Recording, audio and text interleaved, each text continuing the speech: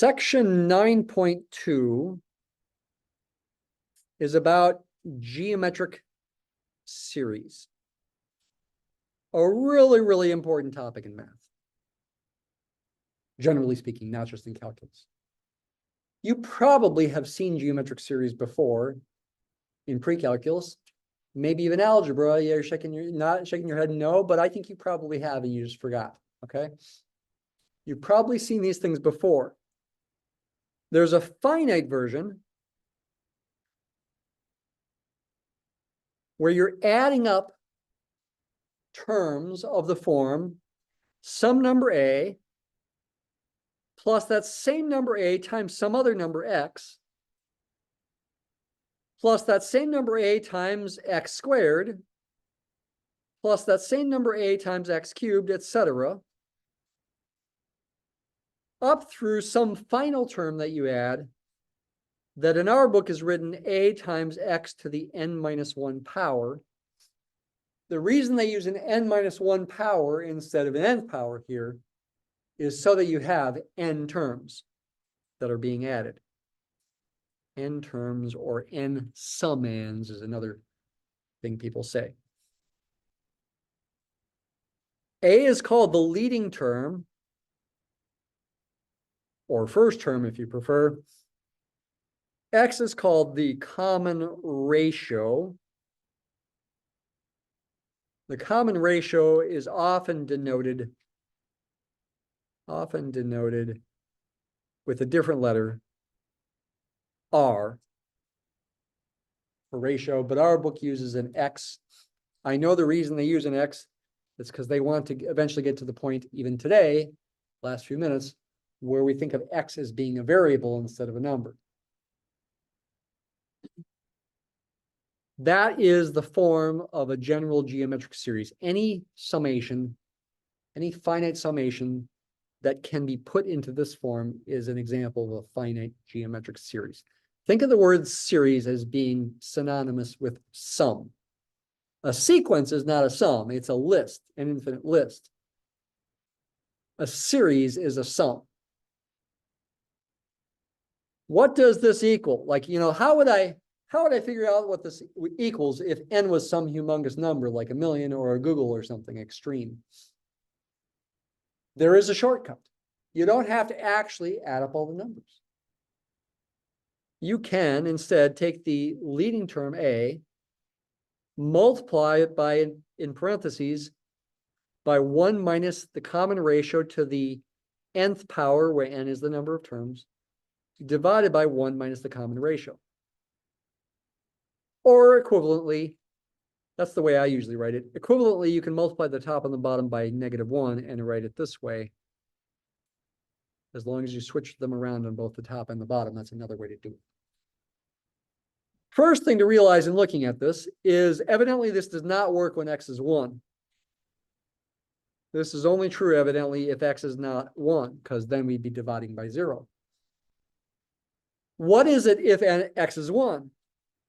If x is 1, it's actually simpler. The series is a plus a plus a plus a plus ... plus a with n terms. So it's n times a. It's actually simpler when x is 1.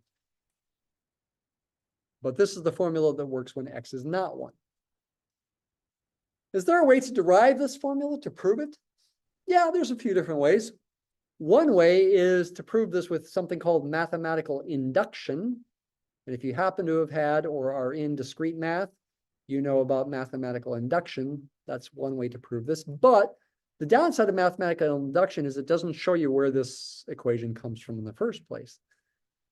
I will show you something that is an alternative way to derive it. And that's to factor x to the n-1 as x minus 1 times something. Such a polynomial can be factored as x minus 1 times something by the fact that 1 is a root of this. N is a positive integer like 1 or 2 or 3 or 4 or 5 or 6 or 7 or 8, etc. If you plug in 1 here, for x, 1 to the n is 1, 1 minus 1 is 0. It's a root. So x minus 1 is a factor. What goes over here? It can be found with long division, but let me just write down the answer. It's this.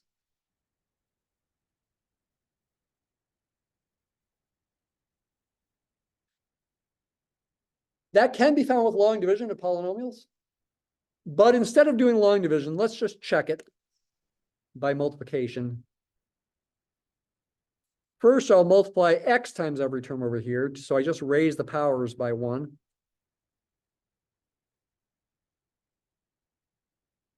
I added one more term in there. I added that term. That's x to the n minus 3 times x. Then multiply -1 times each term. Let me line up like terms vertically. -1 times x to the n minus 1 is negative x to the n minus 1. Put it under the other x to the n minus 1. -1 times that is negative that, etc. I'll get -1 times x to the 4th is negative x to the 4th. -1 times x cubed, etc. Finally, -1 times 1 is -1. Add those up, you get a bunch of cancellation. Everything cancels except the x to the n minus 1. There, that we just checked it. If you take this equation and you divide both sides by x minus 1, and then multiply everything by a, you'll get the equality of these two things. More typically, I write the right side like that. That's the way I more typically write it. Most people typically write it this way. All right, that's what a finite geometric series is. What are some examples? Oh,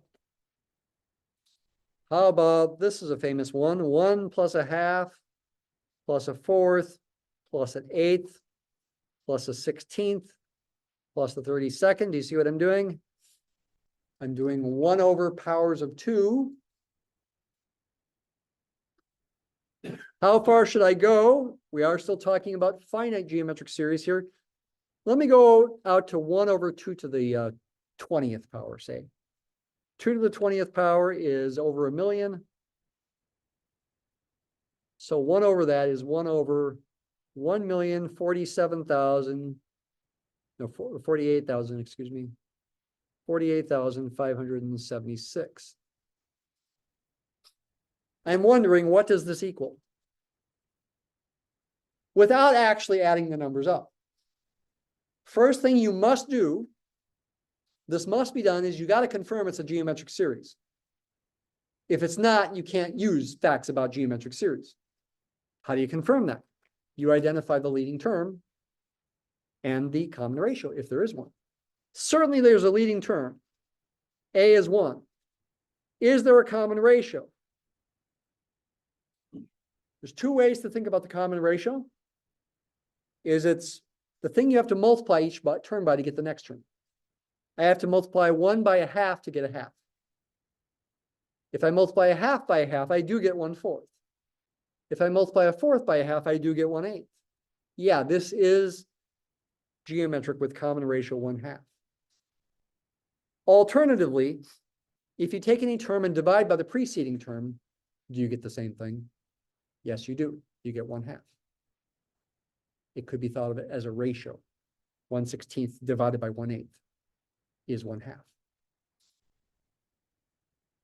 1/16 divided by 1/8 is 1/16 times 8 is 8/16 is still 1/2.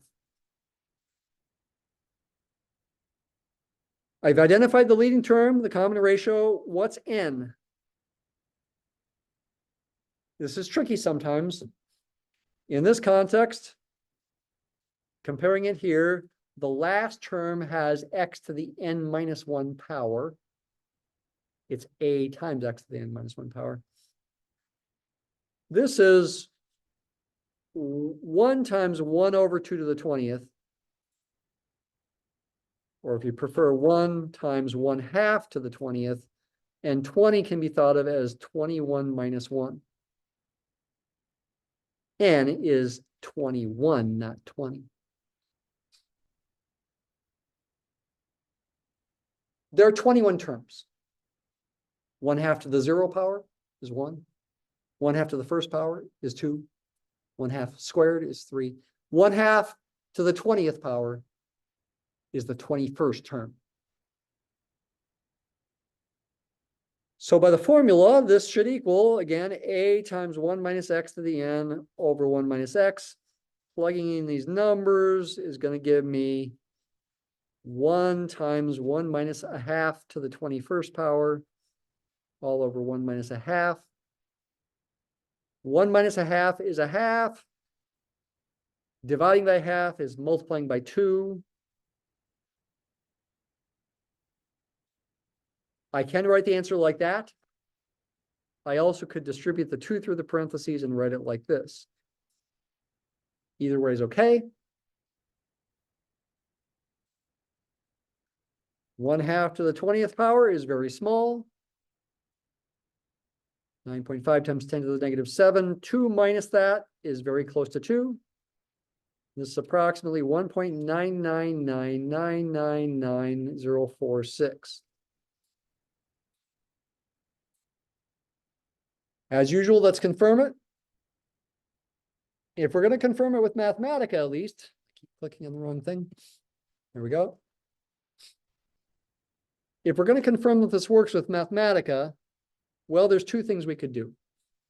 We could plug in the series itself by typing it all in, 1 plus 1/2 plus 1/4 plus 1/8 plus 1/16. Oh, I'm already tired.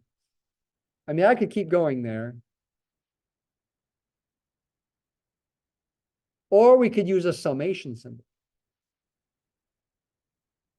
in a different line. Say summation. I'm going to use a different letter besides N. I'll use a K here. K goes from 1 to, we had 21 terms, 21. A times X, which is 1/2, to the K minus 1 power. That'll be a way to get Mathematica to compute the sum. Think about it. When K is 1, K minus 1 is 0. 1/2 to the 0 power is 1. 1 times 1 is 1. You get the first term. When K is 2, K minus 1 is 1. 1/2 to the first power is 1/2. 1 times 1/2 is 1/2. K is 3. K minus 1 becomes 2. 1/2 squared is 1/4. 1 times 1/4 is 1/4. The last one is when K is 21. 21 minus 1 is 20.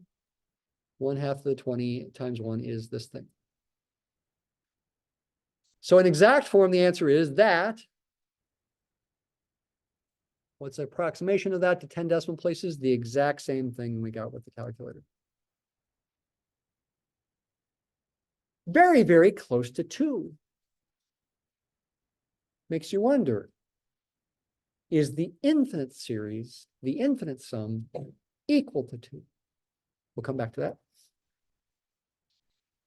Let's do another example before we do that. How about if I alternate the sign like this? Plus, minus, plus, minus, plus, minus. And I go out to the 21st term. Will it be a minus sign or a plus sign? It's the odd powers of 1/2 that have the minus signs. That last term was an even power of 1/2. 1 over 2 to the 20. The plus sign. That's an even power. That's an even power. So X or A is still 1. X is now negative 1/2. N is still 21. According to the formula, this should be 1 times 1 minus negative 1/2 to the 21st. N is 21 over 1 minus negative 1/2. That thing is a 3/2.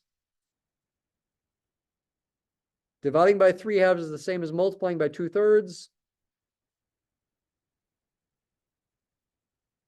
That's one way to write the answer.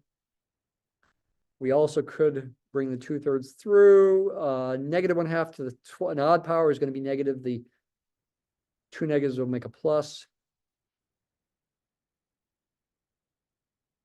Various ways to write this. 2/3 plus 1/3 times 2 to the 20th. What is that? On my calculator, 2 to the 20th. It's that times 3. 1 over that is very small. Add 2/3 to it. Get about 0.6666669846. Mathematica giving us the same thing. Replace the 1/2 with the negative 1/2. And then numerically approximate that.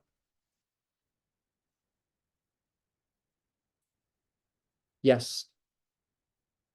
Very close to 2/3. Makes you wonder if the infinite sum is exactly 2/3. Yes, it is.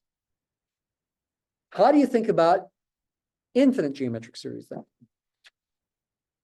Infinite geometric series are of the form a plus ax plus ax squared plus ax cubed, etc., forever and ever. And in fact, actually, some mathematicians, maybe even most mathematicians, when they hear the word series, they are thinking infinite series, not finite series. You're adding up infinitely many things. Can it be done? If you want to be extra technical about it, no. Nobody can add up infinitely many numbers. We just pretend. Convenient fiction. Why? Why do these convenient fictions? For one thing, because they're fun. And I'm serious, it's fun for me at least. Fun for many people, maybe not you. They're fun. For another thing, they're interesting, they're useful. Fun and interesting go together. They're useful. These infinite series are useful. We're going to see some applications of them. And one of the reasons they're useful is because they're actually simpler. Effectively, by definition, this is a limit as n goes to infinity of a finite geometric series. Like this, the general form of a finite geometric series. And by the formula that we were just talking about, that's a limit as n goes to infinity of a times 1 minus x to the n over 1 minus x. Again, if x is not equal to 1. 1 is a separate case you can consider separately. The question now is, does this limit exist? It's a limit as n goes to infinity. You want to think of a and x as being fixed in your head as you think about this expression. N is the variable. The answer about whether this limit exists or not depends on x. If x is close to 0, then when you raise it to large powers, you get a number close to 0. Even closer to 0, you would say. For example, 0.9 to the 100 power is very, very close to 0. 0.9 to the 1,000 power is even closer to 0. Even 0.99 to large powers gets close to 0. And gets closer to 0 as the power gets larger. That's also true for, say, negative 0.9. Large even power, it's a small positive number. Large odd power. Oh, wait, I should have used parentheses there. Sorry. Yeah.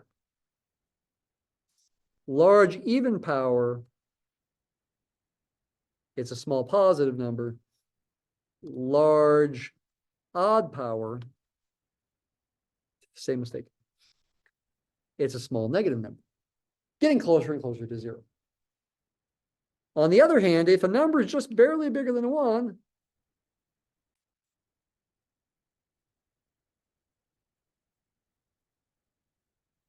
you raise it to larger powers, it gets larger and larger.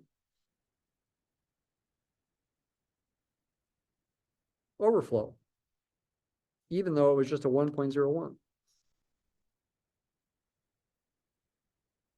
Still overflow. Okay. 1.6 times 10 to the 43rd. Even though that x, 1.01, is just barely bigger than 1. This converges to a times 1 minus 0 over 1 minus x, which is a over 1 minus x, if x is strictly between -1 and 1. And diverges, does not exist otherwise. So we say the infinite series a plus ax squared plus ax cubed, etc., going on forever and ever, converges to a over 1 minus x if x is between -1 and 1. A shorthand for that is that the absolute value of x is less than 1. X being between -1 and 1 is equivalent to the absolute value of x being less than 1. It converges to that if this is true, and diverges otherwise. Examples. 1 plus a half, plus a fourth, plus an eighth, plus a 16th. Forever and ever, the a is 1, the x is 1/2. This converges to 2. And we even say it equals 2, even though we didn't literally add up infinitely many things, and we only pretended to. We only pretended to add up infinitely many things. And in this pretending that we did make rigorous by the idea of a limit, we get an answer. This infinite series, this infinite sum equals 2. Makes sense when you think about the partial sums, the finite sums getting really close to 2. Those are called partial sums. What about if the common ratio is -1/2 instead?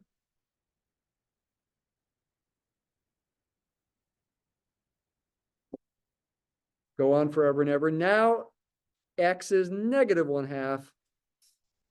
You've got 1 divided by 3/2, which is 2/3. We say the infinite series converges to 2/3, and we even write an equal sign as if we had literally added up infinitely many terms, even though we didn't really do that. We're just pretending.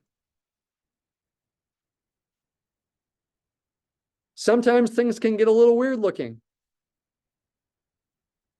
16 minus 12 plus 9 minus 27 over 4 plus 81 over 16 minus 243 over 64, etc., forever and ever. Remember, first check to make sure it's geometric. Is there a common ratio? There's certainly a leading term, a equals 16. Is there a common ratio x that I multiply each term by to get the next term, a constant common ratio? Yeah, -3/4 is what you have to multiply each term by to get the next term. Alternatively, take any term but the first term and divide by the previous term, and you'll get -3/4.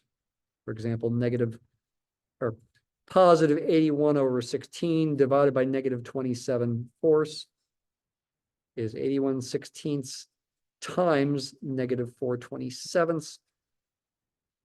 Get some cancellation, get -3/4. And that works with every ratio. Every term except the first term divided by the previous term. So x is -3/4. The absolute value of x is +3/4, which is less than 1. This series does converge to a over 1 minus x, 16 over 1 minus -3/4. That's 16 over 7/4, which is 16 times 4/7, which is 64/7. As a decimal, 64/7 is 9.142857. That's the part that repeats. You could put a line over it. If we were to check this, do a little copying and pasting. Make this upper limit infinity, escape INF, escape makes an infinity. Make this a 16 instead of a 1, make this a -3/4 instead of a -1/2, 64/7. In the past, even great mathematicians have made mistakes with this stuff. For example, some mathematicians were deceived into thinking this is 1/1 minus 2 or -1. No, not for us. This is crazy talk for us. There is actually an area of math with this can be made sense of, but not for us. I mean, that doesn't make sense. Add up a bunch of positive numbers and get a negative number? No way. This series diverges. For us, this diverges. Another famous example of this that you'll find in what's called a Numberphile video. Numberphile video. You can look this up. Is they say 1 + 2 + 3 + 4 + 5, etc. equals, I believe the answer is -1/12. By the way, this series is not geometric. There's no common ratio. Multiply 1 by 2 to get 2, but if you multiply 2, you do not get 3. It's not a geometric series. This crazy talk for us again. This diverges for us, but there is an area of physics in particular where this can be made sense of. In fact, you can even make mathematical sense of it if you think about it in a special way, which I will try to hint at some next week because it's very interesting and historically important, actually. But for us, realize that's crazy talk. These series diverge. The partial sums don't converge to a number. The best answer for these sums would be infinity, though infinity is not thought of as a number. Last thing to do, last few minutes, is to emphasize that mostly we are going to think about geometric series where x is a variable instead of a particular number. And while I could start at a, sometimes you should realize the a could depend on x. Maybe I do x cubed plus 2x to the 6th plus 4x to the 9th plus 8x to the 12th plus 16x to the 15th, etc. forever. That technically is a geometric series. There's a leading term, a is x cubed, and there's a common ratio, 2x cubed. I have to multiply each term by 2x cubed to get the next term. So should I write x equals 2x cubed? Probably not a good idea. Use a different letter for the common ratio, like r. R equals 2x cubed is the common ratio. And if I use the formula that this equals a over 1 minus r, that becomes x cubed over 1 minus 2x cubed. But that's only if the absolute value of r is less than 1, which is equivalent to the absolute value of 2x cubed being less than 1, which is equivalent to 2 times the absolute value of x quantity cubed being less than 1, which is ultimately equivalent to the absolute value of x being less than 1 over the cube root of 2 of all things. 1/2 to the 1/3 power, about 0.7937. Values of x between -0.7937 and positive 0.7937 approximately are where this equality is true. And I need to include the plus ... dots as part of the equality. In other words, this function can be represented as this infinite series. Why would we do such a thing? There's plenty of applications. One example of which is to, for example, integrate this.